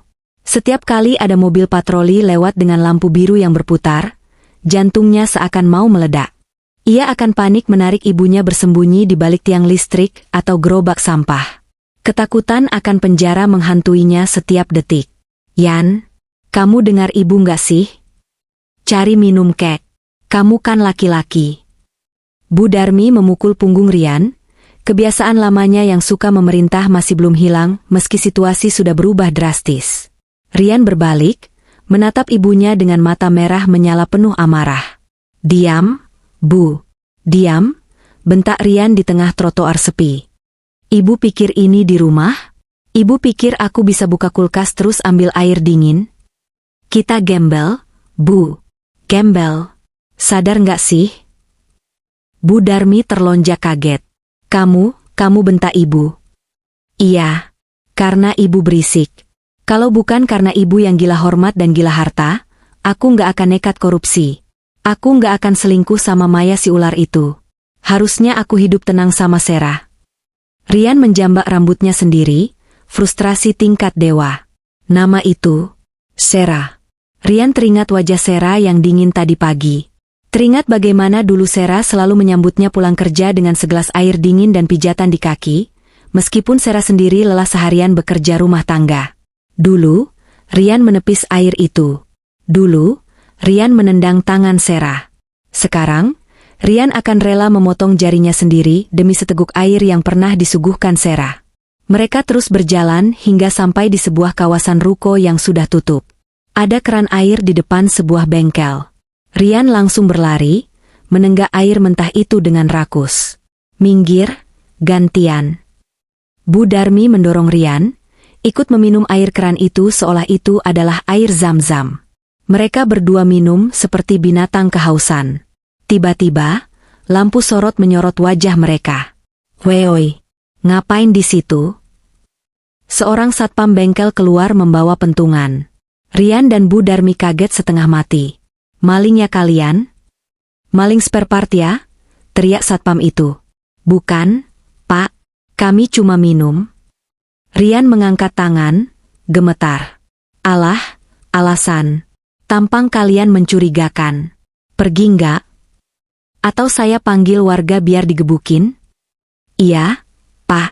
Ampun. Mereka lari terbirit-birit. Bu Darmi menangis sambil menyeret kakinya yang sakit. Mereka terus berlari hingga sampai di bawah kolong jembatan layang yang gelap dan bau pesing. Di sana, sudah ada beberapa tunawisma lain yang sedang tidur beralaskan koran. Rian melihat ada kardus bekas kulkas yang kosong.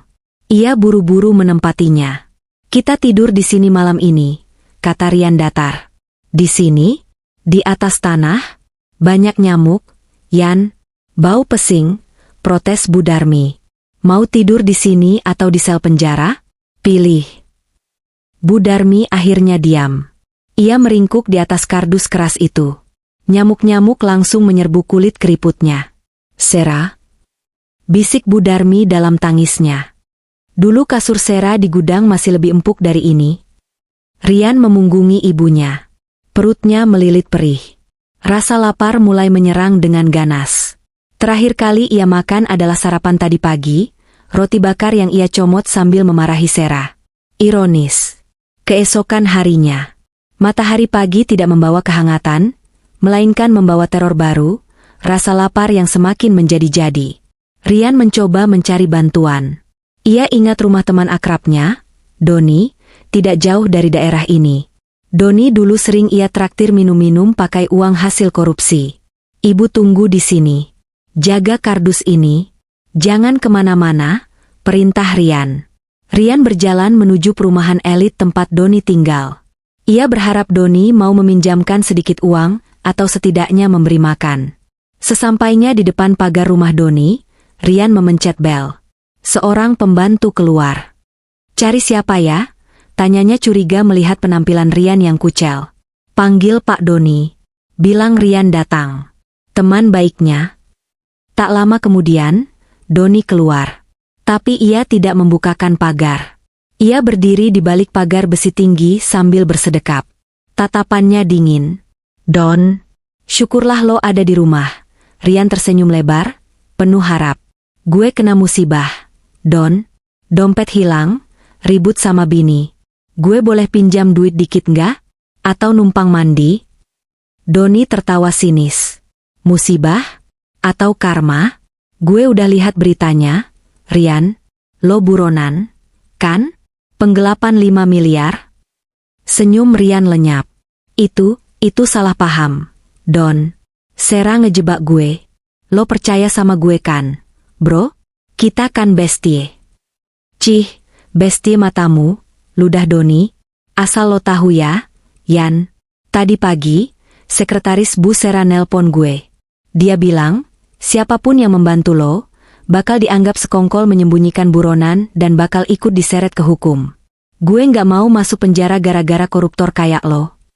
Don, tolonglah, gue lapar banget." Rian memelas, harga dirinya sudah 0. "Pergi lo, Satpam. Usir gembel ini," teriak Doni, lalu masuk ke dalam rumah. Rian diusir paksa oleh Satpam komplek. Ia berjalan kembali ke kolong jembatan dengan tangan hampa dan hati hancur. Ternyata Sera sudah memblokir semua jalan keluarnya. Sera benar-benar ingin melihatnya mati perlahan. Sesampainya di kolong jembatan, Rian melihat pemandangan yang membuatnya semakin stres. Bu Darmi sedang ribut dengan seekor kucing liar, memperebutkan sisa nasi bungkus yang dibuang orang di pinggir jalan. "Hus, pergi. Ini punya gue," teriak Bu Darmi sambil mengusir kucing itu, lalu memungut nasi yang sudah terkena tanah itu. "Bu, apa-apaan sih?" Rian menepis tangan ibunya hingga nasi itu jatuh lagi. "Itu kotor. Itu sampah." "Ibu lapar, Rian. Perut ibu sakit." Bu Darmi menangis meraung-raung seperti anak kecil. "Mana makanan? Kamu bawa makanan nggak?" Rian menggeleng lemah.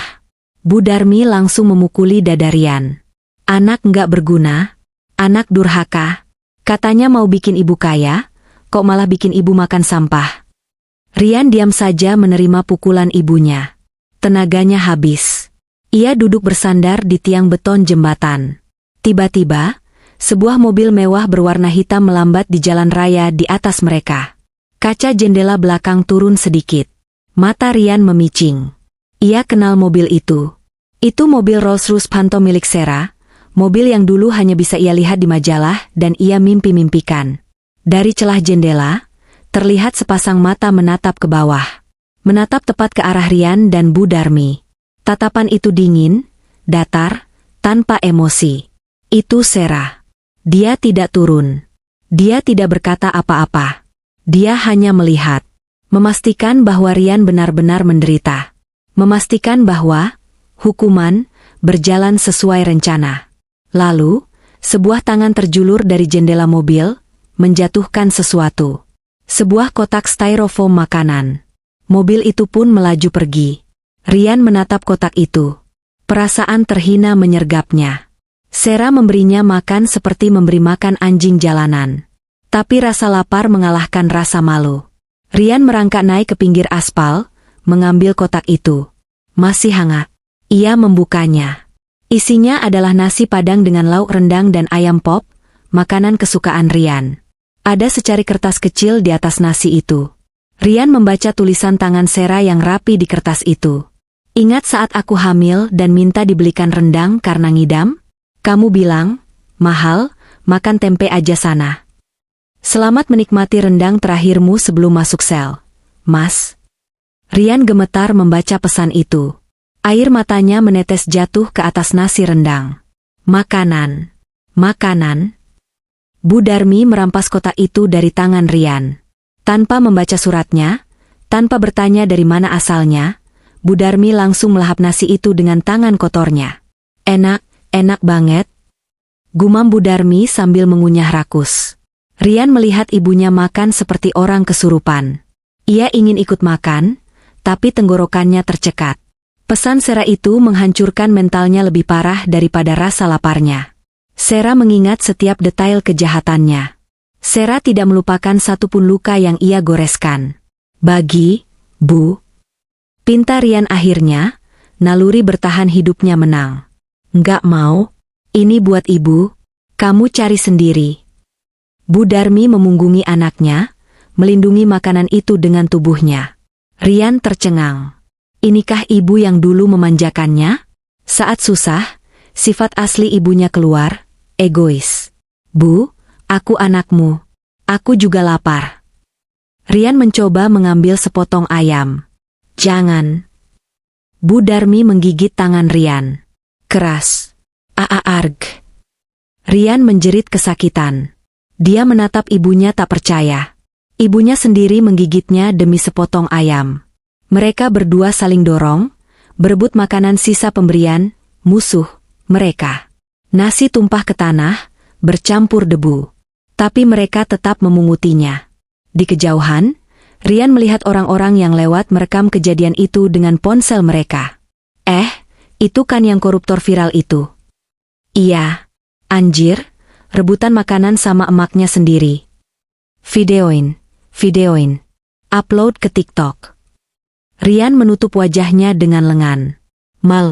Hancur. Ia ingin mati saja rasanya. Tapi ia terlalu pengecut untuk mati. Malam harinya, penderitaan bertambah. Bu Darmi mulai demam tinggi. Tubuhnya menggigil hebat di atas kardus. Dingin. Igau Bu Darmi. Rian duduk memeluk lutut di sebelahnya. Ia tidak punya selimut. Ia tidak punya obat. Sera? Rian bergumam sendiri, mulai berhalusinasi. Sera, maafin Mas. Mas janji gak nakal lagi. Masakin air hangat, Dek. Tapi tidak ada Sera. Yang ada hanya suara tikus got yang mencicit dan suara klakson truk yang lewat. Tiba-tiba, ponsel Rian yang imajiner berbunyi di kepalanya. Ia merasa mendengar suara tawa Maya. Maya. Desis Rian penuh dendam. Gara-gara kamu, awas kamu. Ketakutan Rian berubah menjadi paranoia. Setiap bayangan pohon terlihat seperti polisi yang mengintai. Setiap suara langkah kaki terdengar seperti langkah Sera yang datang membawa cambuk. Jangan tangkap aku, jangan. Rian meringkuk, menutup telinganya. Ia yang dulu gagah dengan jas mahal, kini tak lebih dari onggokan daging gemetar yang dipenuhi ketakutan. Mentalnya hancur perlahan-lahan. Sera tidak perlu menyentuhnya untuk menyiksanya. Sera cukup membiarkan kenyataan menyiksanya. Di tengah igauan demamnya, Bu Darmi tiba-tiba mencengkeram lengan Rian kuat sekali. Matanya melotot menatap kegelapan. Yan itu bapakmu? Bisik Bu Darmi horor. Bapak udah meninggal, Bu. Itu bapakmu datang bawa rantai api, dia marah. Yan dia marah kita jahat sama mantu. Bu Darmi kejang-kejang sedikit. Rian ketakutan setengah mati. Bu, jangan nakut-nakutin. Malam itu, di bawah jembatan yang lembab, Rian tidak bisa memejamkan mata sedetik pun. Ia dijepit oleh rasa lapar, dingin, demam ibunya, dan rasa bersalah yang akhirnya, meski terlambat, mulai merayapi hatinya. Ia sadar, ia telah membuang berlian demi segenggam kerikil tajam. Dan kini, kerikil itu sedang merobek-robek hidupnya. Di seberang jalan, sebuah mobil sedan hitam tak bertanda parkir dalam diam. Di dalamnya, Pak Hadi melapor lewat telepon. Target sudah mencapai titik terendah, Bu Sera. Bu Darmi sakit parah, Rian mulai halusinasi. Stok makanan habis. Warga sekitar sudah mulai mengenali dan mengucilkan mereka. Di ujung telepon, dari kenyamanan kamar tidurnya yang hangat, Sera menjawab sambil menimang Arka. Bagus. Tahan 1 hari lagi. Biarkan mereka merasakan putus asa yang sebenar-benarnya. Besok pagi, saat mereka berpikir akan mati perlahan, baru kirim polisi untuk menyelamatkan mereka ke dalam sel. Siap, Bu. Sera memutus sambungan telepon. Ia mencium kening Arka. Tidur nyenyak. Sayang, besok kita akan melihat babak terakhir dari pertunjukan ini. Cahaya matahari pagi menusuk mata Rian yang bengkak. Ia terbangun bukan karena alarm ponsel atau aroma kopi, melainkan karena tendangan seorang petugas kebersihan kota yang sedang menyapu kolong jembatan. Heh, bangun, jangan tidur di sini, ganggu pemandangan. Hardik petugas itu sambil menyodok kaki Rian dengan sapu lidi. Rian tersentak. Tubuhnya kaku dan sakit semua. Ia menoleh ke samping. Bu Darmi masih tergeletak. Napasnya terdengar berat dan ngorok aneh, seperti ada cairan di tenggorokannya. Tubuhnya panas membara. Bu, bangun. Rian mengguncang bahu ibunya. Tidak ada respon. Mata Bu Darmi terbalik, hanya terlihat bagian putihnya. Kepanikan melanda Rian. Tolong ibu saya, teriaknya parau pada petugas kebersihan tadi. Alah, paling cuma mabuk lem, cuek petugas itu. Bukan, dia sakit. Tolong panggil ambulans. Rian menangis. Harga dirinya sudah benar-benar lenyap. Ia hanya seorang anak yang ketakutan melihat ibunya sekarat di tumpukan sampah. Tiba-tiba, suara sirine yang familiar terdengar. Bukan 1, tapi 3 mobil patroli polisi berhenti mendadak di pinggir jalan raya, tepat di atas posisi mereka. Biasanya, Rian akan lari ketakutan. Tapi kali ini, melihat kondisi ibunya, suara sirine itu terdengar seperti nyanyian malaikat penyelamat. Setidaknya di penjara ada dokter. Setidaknya di penjara ada atap. Puluhan polisi turun, lengkap dengan senjata laras panjang, seolah sedang menangkap teroris. Media massa juga ikut turun. Kamera mereka menyorot langsung ke wajah Rian yang kucel, berdaki, dan penuh ingus. Saudara Rian Pratama. Angkat tangan, teriak komandan polisi lewat megafon. Rian tidak melawan. Ia mengangkat kedua tangannya perlahan. Lututnya gemetar, lalu ia jatuh berlutut. Tangkap aku, Pak, tangkap aku. Isak Rian. Tolong bawa ibu saya. Dia sekarat. Jangan biarkan dia mati di sini. Polisi segera memborgol Rian. Blitz kamera wartawan menyambar-nyambar tanpa henti, mengabadikan momen jatuhnya seorang calon direktur menjadi gembel pesakitan. Wajah Rian yang dulu sombong kini tertunduk dalam, menyembunyikan rasa malu yang tak tertahankan. Bu Darmi diangkut ke tandu oleh tim medis kepolisian. Saat tandu itu melewati Rian, Bu Darmi sempat sadar sejenak. Matanya nanar menatap Rian yang diborgol. Yan, emas ibu mana? Igau Bu Darmi lemah, masih memikirkan harta di ambang kematiannya. Rian hanya bisa menunduk. Air matanya jatuh ke aspal panas. 2 bulan kemudian, ruang sidang Pengadilan Negeri Jakarta Selatan penuh sesak. Kasus penggelapan dana Adijaya Group menjadi sorotan nasional karena melibatkan drama rumah tangga sang CEO yang sensasional. Aku duduk di kursi saksi pelapor. Penampilanku sempurna. Blazer hitam, rambut tertata rapi, dan wajah yang bersinar. Tidak ada lagi jejak Sera si pembantu lusuh. Di kursi terdakwa, duduk 3 orang dengan rompi oranye tahanan. Rian terlihat kurus kering. Rambutnya dicukur botak. Tatapannya kosong. Di sebelahnya, Maya. Wanita itu kehilangan seluruh kecantikannya. Wajahnya jerawatan parah karena stres dan air penjara yang kotor. Ia tertangkap di Bandara Batam saat mencoba kabur ke Singapura dengan paspor palsu. Uang yang ia bawa ternyata sudah dibekukan oleh bank atas perintah Pak Hadi, membuatnya terlantar di bandara sebelum akhirnya diciduk polisi. Dan di kursi roda, ada Bu Darmi. Serangan stroke ringan saat di kolong jembatan membuatnya lumpuh separuh badan. Mulutnya miring, bicaranya peluh. Ia hanya bisa menatapku dengan mata yang memancarkan kebencian sekaligus penyesalan yang terlambat. Hakim mengetuk palu. Berdasarkan bukti-bukti dan pengakuan terdakwa, majelis hakim memutuskan. Suasana hening. Terdakwa 1, Rian Pratama, terbukti secara sah dan meyakinkan melakukan tindak pidana penggelapan dan pencucian uang. Divonis penjara selama 12 tahun dan denda 10 miliar rupiah, subsidiar 2 tahun kurungan. Rian merosot di kursinya. 12 tahun. Hidupnya tamat. Terdakwa 2, Maya Sari, divonis penjara 8 tahun. Maya menjerit histeris. Nggak adil. Saya cuma diajak Rian. Pak Hakim, saya masih muda. Saya nggak mau tua di penjara. Polisi wanita segera membungkam Maya dan memaksanya duduk kembali. Terdakwa 3, Darmi, terbukti menikmati hasil kejahatan dan bersekongkol.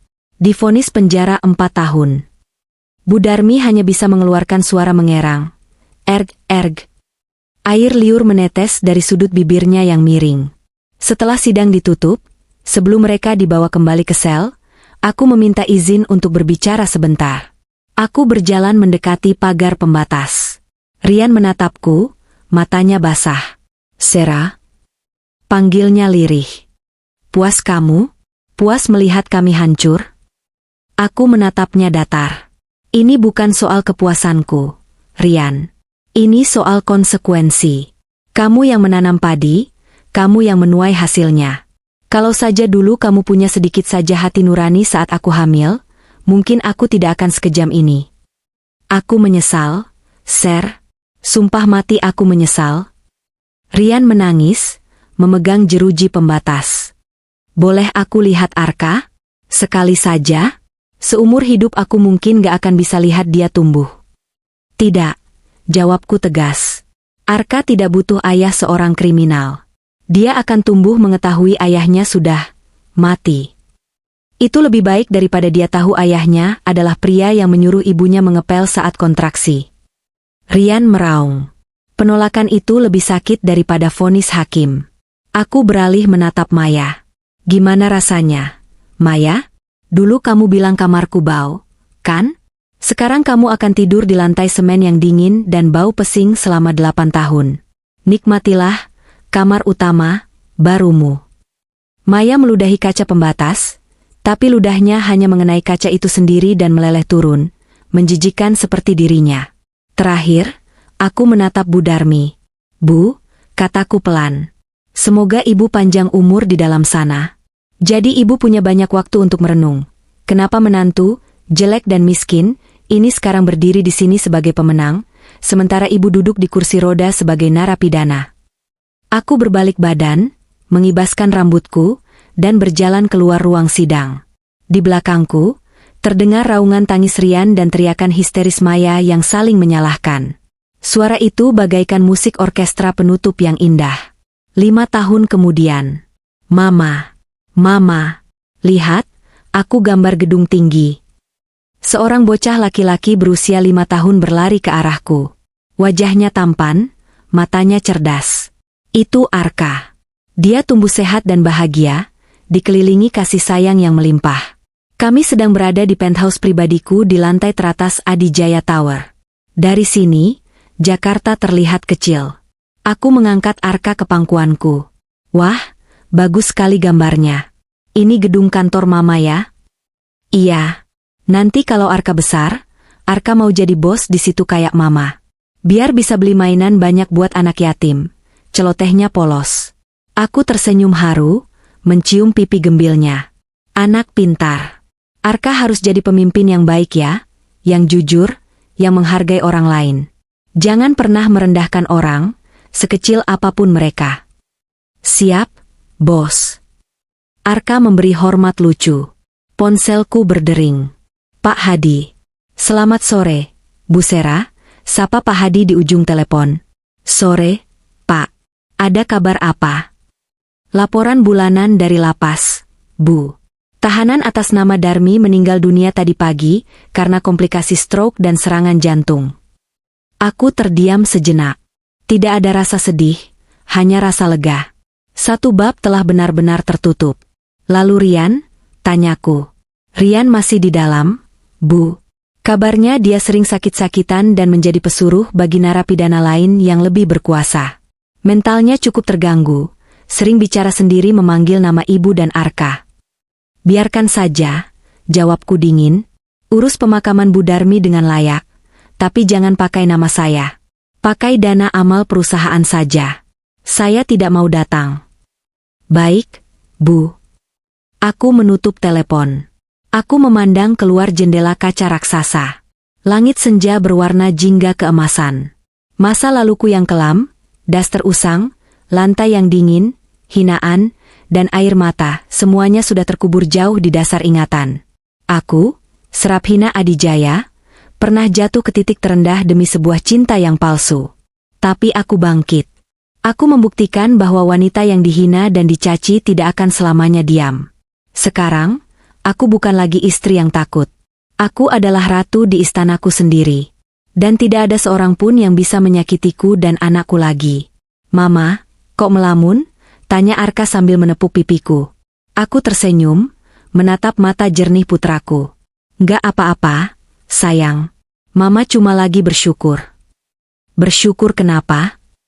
Bersyukur karena Tuhan membuang sampah dari hidup kita, sehingga kita punya tempat untuk hal-hal yang indah. Aku memeluk Arka erat. Kami menatap matahari terbenam bersama. Di bawah sana, di antara jutaan manusia, mungkin ada Rian yang sedang menatap langit yang sama dari balik jeruji besi, menyesali setiap detiknya. Tapi itu bukan urusanku lagi. Hidupku, kebahagiaanku, baru saja dimulai.